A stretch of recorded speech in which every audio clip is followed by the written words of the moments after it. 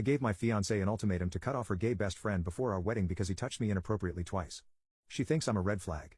After being evicted from his apartment, my fiancé let Gregory live with us. I went into my room to pack some things to leave and I heard my wife encouraging Gregory to go talk to me alone in our bedroom, but he wanted to do more than talk. He came in and locked the door. I immediately shouted at him to get out, but he said we were going to be roommates now, so I needed to be nicer. I told him that was never going to happen. As I talked, he kept walking closer to me until eventually he was close enough to push me down on the bed. I tried kicking him off me, but this time, his grip on me was strong. He tried to give me head and it still haunts me to this day. I screamed for my fiancée to come in and help me, but he said she let him do this. I eventually managed to get him off of me and I punched him. I beat him up so badly and left him with bruises. He also called for my fiancée and she actually came running to help him. She was banging on the door and yelling at me to stop, but that only angered me more. I'm not going to say I'm proud of beating up Gregory, but he deserved it and I don't regret it. When he was out cold, I opened the door and my fiancée was a crying mess. She saw him on the floor and slapped me before running to help him.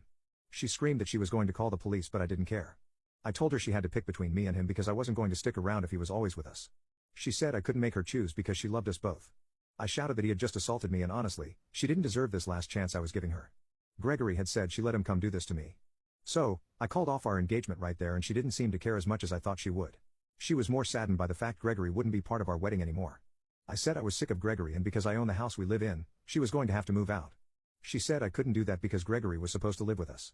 There was no reasoning with her at that point and I could tell she just wanted to help him out. She never really cared about me. No matter what, I would always be second to Gregory. I said my decision was final and I needed her out by the end of the day. She told me I was showing so many red flags and she's sad she missed them before. I couldn't believe she had the audacity to say that as she was holding a literal assaulter in her arms. I let her know that I would be gone the whole day and if her stuff wasn't packed by midnight, I would have her thrown out. I left after that and went to my friend's place where I told him everything that happened.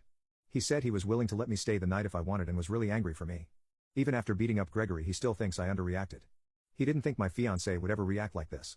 He asked if he could call her to tell her off and I didn't stop him. Mostly because I wanted to see how she would react this time. She answered and went on a whole tangent about how he's friends with an abuser and he shouldn't trust me. He said that that was rich coming from someone who was defending a predator.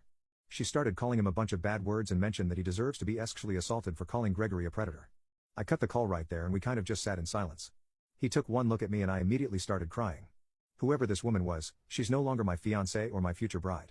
She's a horrible person and that single sentence got rid of any feelings I had for her. I didn't take my friend's offer to sleep at his place because when midnight came around, I went to my house. My fiancée's car was still in the driveway and all the lights were on. The door was unlocked and when I went inside, nothing had been moved. All my fiancée's belongings were still all over my house. I could hear talking coming from the kitchen and when I went to see what it was, my fiancée was there with Gregory. When she saw me, she said she was waiting for me to come back and told me to sit down next to Gregory. I asked why she was still here and they both laughed at me.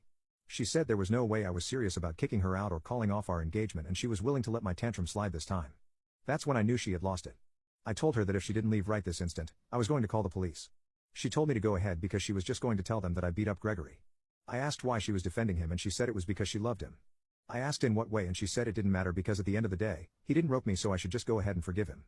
Gregory agreed with her and I got the strongest urge to punch him again. But I didn't. Instead, I pulled my phone out and called the police on the spot. My fiancée asked what I was doing and she looked really worried. I stepped out of the kitchen and ran back to my car.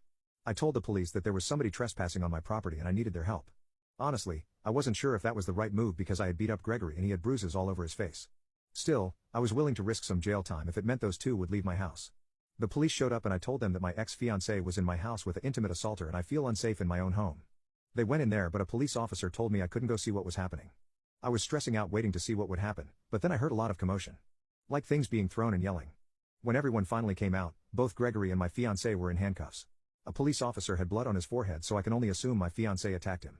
She kept shouting at me that this was my fault and Gregory doesn't deserve to go to jail. The police officer who went inside the house told me that I didn't have to worry about them anymore because Gregory actually had a history of assaulting other people but he was always bailed out and my fiancée attacked him so she was also going to be spending time in jail. With that, they left and my house has never felt emptier than ever but I'm glad that's over with.